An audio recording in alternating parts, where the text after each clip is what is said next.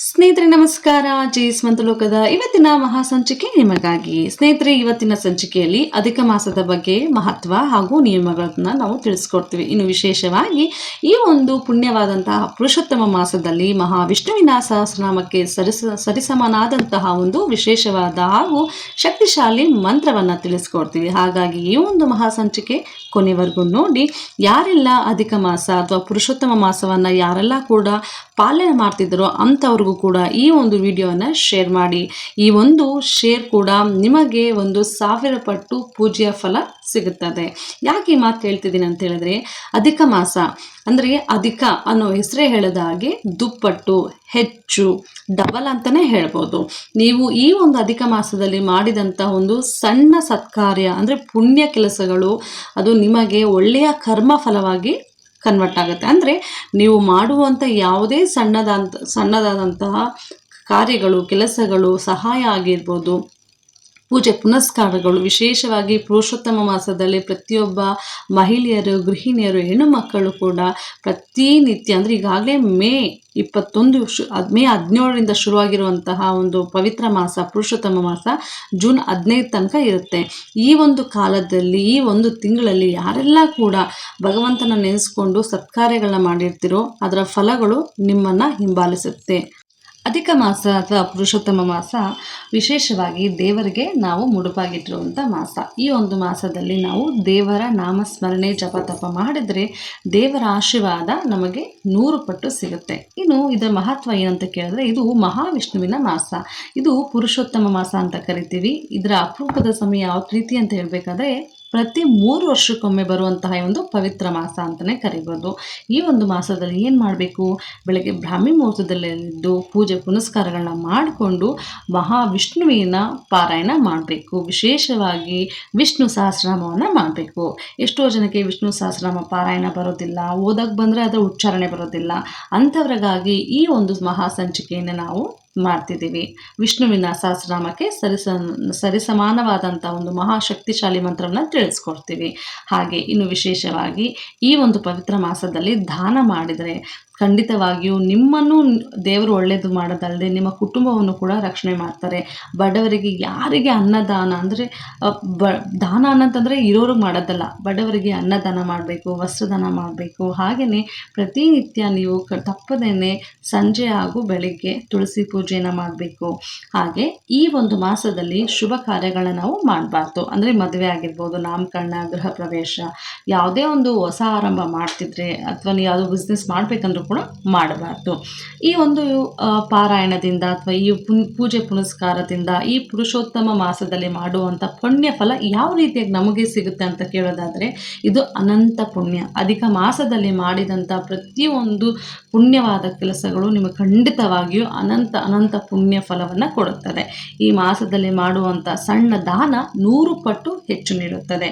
ಹಾಗೆ ಯಾವುದೇ ಒಂದು ದೋಷ ಮುಕ್ತಿ ಅಂದರೆ ದೋಷ ಇದ್ದರೆ, ಅಂದರೆ ಇಂದಿನ ಜನ್ಮದಲ್ಲಿ ಯಾವುದೇ ಒಂದು ಪಾಪ ಕರ್ಮಗಳಿದ್ರೆ ಅಥವಾ ಯಾವುದೇ ಒಂದು ಗ್ರಹ ದೋಷಗಳಿದ್ದರೆ ನಿವಾರಣೆಯಾಗುತ್ತೆ. ಇನ್ನು ಮಹಾವಿಷ್ಣುವಿನ ನೀವು ನಾಮಸ್ಮರಣೆ ಮಾಡಿದರೆ ಖಂಡಿತವಾಗಿಯೂ ಮಹಾಲಕ್ಷ್ಮಿಯ ಕೃಪಕಟಾಕ್ಷ ನಿಮಗೆ ಇರುತ್ತೆ. ಅಂದರೆ ಮನೆಯಲ್ಲಿ ಸುಖ, ಶಾಂತಿ, ನೆಮ್ಮದಿ, ಹಾಗೆಯೇ ಆರ್ಥಿಕ ಸಮೃದ್ಧಿ ಖಂಡಿತವಾಗಿಯೂ ಆಗುತ್ತೆ. ಇನ್ನು ಮಹಿಳೆಯರಿಗೆ, ಕೆಲವೊಬ್ಬರಿಗೆ ತಿಂಗಳ ಒಂದು ಸಮಸ್ಯೆ ಇರುತ್ತೆ, ಪೀರಿಯಡ್ಸ್ ಇರುತ್ತೆ. ಅಂಥವ್ರು 1 ತಿಂಗಳ ಕಾಲ ನಾವು ಪುರುಷೋತ್ತಮ ಮಾಸವನ್ನು ಅಂದರೆ ಪಾಲನೆ ಮಾಡೋಕ್ಕಾಗೋದಿಲ್ಲ. ಅಂಥವ್ರಿಗೆ ಏನಂತ ಹೇಳಿದ್ರೆ 9 ದಿವಸ ಅಥವಾ 21 ದಿವಸ ಇವತ್ತು ಹೇಳುವ ಮಹಾಮಂತ್ರವನ್ನು 21 ದಿವಸ ಅಥವಾ 9 ದಿವಸ ಪೂಜೆಯನ್ನು ಮಾಡಿ ಖಂಡಿತವಾಗಿಯೂ ನಿಮಗೆ ಒಳ್ಳೆಯದಾಗುತ್ತೆ. ಇನ್ನು ವಿಷ್ಣು ಸಹಸ್ರನಾಮಕ್ಕೆ ಸರಿಸಮನಾದಂಥ ಈ ಒಂದು ಮಹಾಮಂತ್ರ ಯಾವ ರೀತಿ ಬಂತು ಅಂದರೆ, ಪಾರ್ವತಿ ದೇವಿಗೆ ಮಹಾಶಿವನು ಹೇಳಿಕೊಟ್ಟಂತಹ ಒಂದು ಮಹಾಮಂತ್ರ. ಅಂದರೆ ವಿಷ್ಣು ಸಹಸ್ರನಾಮ ಓದಬೇಕು, ಪಾರಾಯಣ ಮಾಡಬೇಕಂದ್ರೆ ಅದಕ್ಕೆ ಭಕ್ತಿ ಶ್ರದ್ಧೆ ಜೊತೆಗೆ ಸರಿಯಾದ ಉಚ್ಚಾರಣೆ ಇರಬೇಕು. ಆದ್ದರಿಂದ ಇದಕ್ಕೆ ವಿಶೇಷವಾದಂತಹ ಸರಳವಾದ ಮಂತ್ರ ಯಾವುದು ಅಂತ ಪಾರ್ವತಿ ದೇವಿಯು ಶಿವನನ್ನು ಕೇಳಿದಾಗ ಪರಮಾತ್ಮನಂದ ಶಿವನು ಈ ಒಂದು ಮಂತ್ರವನ್ನು ತಾಯಿ ಪಾರ್ವತಿ ದೇವಿಗೆ ಹೇಳಿರುವಂತಹ ಒಂದು ಪವಿತ್ರವಾದಂತಹ ಮಂತ್ರ. ಕಾರಣಾಂತರಗಳಿಂದ ನೀವು ಪ್ರತಿನಿತ್ಯ ವಿಷ್ಣು ಸಹಸ್ರನಾಮ ಪಾರಾಯಣೆ ಮಾಡಕ್ಕೆ ಬರ್ದಿದ್ದವರು ಈ ಒಂದು ಅಧಿಕ ಮಾಸದಲ್ಲಿ ಸಂಪೂರ್ಣ ಫಲವನ್ನು ನಿಮಗೆ ಬೇಕು ಅಂದಾಗ ಏಕಶ್ಲೋಕಿ ವಿಷ್ಣು ಸಹಸ್ರನಾಮವನ್ನು ನಾವು ಪಾರಾಯಣೆ ಮಾಡಬೇಕು. ಇದು ಅತ್ಯಂತ ಶ್ರೇಷ್ಠ, ಹಾಗೆ ವಿಷ್ಣು ಸಹಸ್ರನಾಮಕ್ಕೆ ಸರಿಸಮನಾದಂತ ಈಗಾಗಲೇ ನಾವು ತಿಳಿಸ್ಕೊಟ್ಟಿದ್ದೀವಿ. ಈ ಒಂದು ಭಗವಂತನಾದ ಮಹಾವಿಷ್ಣು ಅಂದರೆ ಪುರುಷೋತ್ತಮ ಮತ್ತು ಅಷ್ಟದೇವತೆಗಳ ಸಂಪೂರ್ಣ ಆಶೀರ್ವಾದ ಈ ಒಂದು ಪವಿತ್ರವಾದ ಮಂತ್ರ ಪಾರಾಯಣದಿಂದ ನಿಮಗೆ ಸಿಗುತ್ತೆ. ಅದರಲ್ಲೂ ವಿಶೇಷವಾಗಿ ಅಧಿಕ ಮಾಸ ಅಥವಾ ಪುರುಷೋತ್ತಮ ಮಾಸದಲ್ಲಿ 9 ದಿನ 21 ದಿನ ನೀವು ಸಂಕಲ್ಪ ಮಾಡಿಕೊಂಡು ಪಾರಾಯಣೆ ಮಾಡಿದರೆ ಖಂಡಿತವಾಗಿಯೂ ಅದ್ಭುತವಾದಂತಹ ಅದೃಷ್ಟದ ಬಾಗಿಲು ನಿಮಗೆ ತೆರೆಯುತ್ತೆ.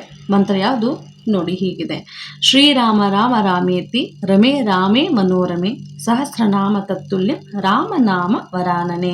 ಈ ಮಂತ್ರವನ್ನು ನೀವು 3 ಬಾರಿ ಹೇಳಬೇಕು. ಆದರೆ 2 ಬಾರಿ ಹೇಳಿ ಕೊನೆಯ 3ನೇ ಬಾರಿ ಹೇಳ್ಬೇಕಾದ್ರೆ ಕೊನೆ ಸಾಲು ನೀವು ಅದನ್ನ ಈ ರೀತಿಯಾಗಿ ಹೇಳಬೇಕು: ಶ್ರೀರಾಮ ರಾಮ ರಾಮೇತಿ ರಮೇ ರಾಮೇ ಮನೋರಮೆ ಸಹಸ್ರನಾಮ ತತ್ತುಲ್ಯಂ ರಾಮನಾಮ ವರಾನನೆ. ಒಂದ್ಸಲ ಹೇಳಿದ್ರಲ್ವಾ, ಈಗ ಮತ್ತೊಂದ್ಸಲ: ಶ್ರೀರಾಮ ರಾಮ ರಾಮೇತಿ ರಮೇ ರಾಮೇ ಮನೋರಮೆ ಸಹಸ್ರನಾಮ ತತ್ತುಲ್ಯಂ ರಾಮನಾಮ ವರಾನನೆ. 2ನೇ ಸಲ ಆಯಿತು. ಈಗ 3ನೇ ಸಲ: ಶ್ರೀರಾಮ ರಾಮ ರಾಮೇತಿ ರಮೇ ರಾಮೇ ಮನೋರಮೆ ಸಹಸ್ರನಾಮ ತತ್ತುಲ್ಯಂ ರಾಮನಾಮ ವರಾನನೆ. 3 ಸಲ ಆಯಿತು. ಈಗ ಕೊನೆ ಸಾಲು: ಶ್ರೀರಾಮನಾಮ ವರಾನನ ಓಂ ನಮ ಇತಿ. ಈ ಒಂದು ಶ್ಲೋಕದ ಸಾಲನ್ನು ಹೇಳಿ ಈ ಒಂದು ಸಂಪೂರ್ಣವಾದಂತಹ ಪಾರಾಯಣ ಮಾಡಬೇಕು. ನೀವು 9 ದಿವಸ 21 ದಿವಸ ಸಂಕಲ್ಪ ಮಾಡ್ಕೊಂಡು ಮಾಡಿ, ಖಂಡಿತವಾಗಿ ಒಳ್ಳೆಯದಾಗುತ್ತೆ. ಇನ್ನು ಮನೆಯಲ್ಲಿ ಯಾರಾದರೂ ದೊಡ್ಡವರಿದ್ದರೆ ಅಥವಾ ಯಾವುದೋ ಪೀರಿಯಡ್ಸ್ ತೊಂದರೆ ಇರ್ದಿದ್ದವರು ನೀವು ಸಂಪೂರ್ಣವಾದಂತಹ ಅಧಿಕ ಮಾಸವನ್ನು ನೀವು ಖಂಡಿತವಾಗೂ ಪಾಲನೆ ಮಾಡ್ಬೋದು. ಆದರೆ ಹೆಣ್ಣು ಮಕ್ಕಳಿಗೆ ಗೊತ್ತಿರುತ್ತಲ್ವ, ಯಾವ ಸಮಯದಲ್ಲಿ ಅವರು ಮುಟ್ಟಾಗ್ತೀವಿ ಅಥವಾ ಪೀರಿಯಡ್ಸ್ ಪ್ರಾಬ್ಲಮ್ ಯಾವಾಗ ಬರುತ್ತೆ ಅಂತ ಗೊತ್ತಿರೋದಿಲ್ಲ. ಹಾಗಾಗಿ ಅಂಥವರು ನೀವೊಂದು ಸಂಕಲ್ಪವನ್ನು ಮಾಡಿಕೊಂಡು ದೇವರಿಗೆ ನೀವು ಪ್ರಾರ್ಥನೆ ಮಾಡಿಕೊಂಡು ನೀವು ಏನು ಬೇಡ್ಕೋಬೇಕಂತ ಅಂದ್ಕೊಂಡಿರೋದನ್ನ ಕೋರ್ಕೊಂಡು ನೀವು 9 ದಿವಸ ಅಥವಾ 21 ದಿವಸ ನೀವು ಈ ಪೂಜೆಯ ಸಂಕಲ್ಪವನ್ನು ಮಾಡಿಕೊಂಡು ಈ ಒಂದು ಮಂತ್ರವನ್ನು ಪಾರಾಯಣ ಮಾಡಿದ್ರೆ ಸಾಕು. ಇನ್ನು ವಿಷ್ಣು ಸಹಸ್ರನಾಮ ಪಾರಾಯಣ ಮಾಡಕ್ಕೆ ಬರೋರು ಖಂಡಿತವಾಗಿಯೂ ಬ್ರಾಹ್ಮಿ ಮುಹೂರ್ತದಲ್ಲೇ ನೀವು ಪಾರಾಯಣ ಮಾಡಿ. ಇನ್ನು ವಿಶೇಷವಾಗಿ ಓದಕ್ಕೂ ಬರಲ್ಲ, ನಮಗೆ ಸರಿಯಾಗಿ ಉಚ್ಚಾರಣೆ ಬರಲ್ಲ ಅನ್ನೋರು ತೊಂದರೆ ಇಲ್ಲ, ಯೂಟ್ಯೂಬ್ ಚಾನಲ್ ಓಪನ್ ಮಾಡಿ ಖಂಡಿತವಾಗಿಯೂ ಸಾವಿರಾರು ವಿಷ್ಣು ಸಹಸ್ರನಾಮ ನಿಮಗೆ ಪಾರಾಯಣ ಅಂದರೆ ಕೇಳಿಸ್ಕೊಳ್ಳೋಕ್ಕೆ ನಿಮಗೆ ಆ ಒಂದು ಆಪ್ಷನ್ ಇದೆ. ಖಂಡಿತವಾಗಿಯೂ ನೀವು ಅದನ್ನ ಆನ್ ಮಾಡಿಬಿಟ್ರೆ ಸಾಕು. ಅದನ್ನ ಕೇಳ್ಕೊಂಡವರು ಕೂಡ ಯಾರೆಲ್ಲ ಭಕ್ತಿಯಿಂದ ಕೇಳ್ತಿರೋ ಅಂಥವರು ಕೂಡ ಮಹಾವಿಷ್ಣು ಹಾಗೂ ಮಹಾಲಕ್ಷ್ಮಿಯ ಕೃಪೆ ಖಂಡಿತವಾಗಿ ಇರುತ್ತೆ. ಸ್ನೇಹಿತರೆ, ಈಗ ಮುಂದಿನ ಸಂಚಿಕೆಯಲ್ಲಿ ಅಧಿಕ ಮಾಸದಲ್ಲಿ ಮಹಾಲಕ್ಷ್ಮಿಯ ಯಾವ ಮಂತ್ರವನ್ನು ಹೇಳಬೇಕನ್ನೋದು ನಾವು ತಿಳಿಸ್ಕೊಡ್ತೀವಿ. ಹಾಗಾಗಿ ನಮ್ಮ ಚಾನಲ್ನ ಸಬ್ಸ್ಕ್ರೈಬ್ ಮಾಡಿ, ಲೈಕ್ ಮಾಡಿ, ಶೇರ್ ಮಾಡಿ. ಖಂಡಿತವಾಗಿಯೂ ಯಾವುದೇ ಒಂದು ನೀವು ನಮಗೆ ಕಮೆಂಟ್ ಮುಖಾಂತರ ನಿಮ್ಮ ಅನಿಸಿಕೆಯನ್ನು ನೀವು ನಮಗೆ ತಿಳಿಸ್ಕೊಡಿ. ಎಲ್ಲರಿಗೂ ಕೂಡ ಭಗವಂತನಾದ ಮಹಾವಿಷ್ಣುವಿನ ಹಾಗೂ ತಾಯಿ ಮಹಾಲಕ್ಷ್ಮಿಯ ಕೃಪೆ ಸದಾ ನಿಮ್ಮ ಮೇಲೆ ಹಾಗೂ ನಿಮ್ಮ ಕುಟುಂಬದವರ ಮೇಲೆ ಇರಲಿ. ಓಂ ನಮೋ ಭಗವತೆ ವಾಸುದೇವಾಯ.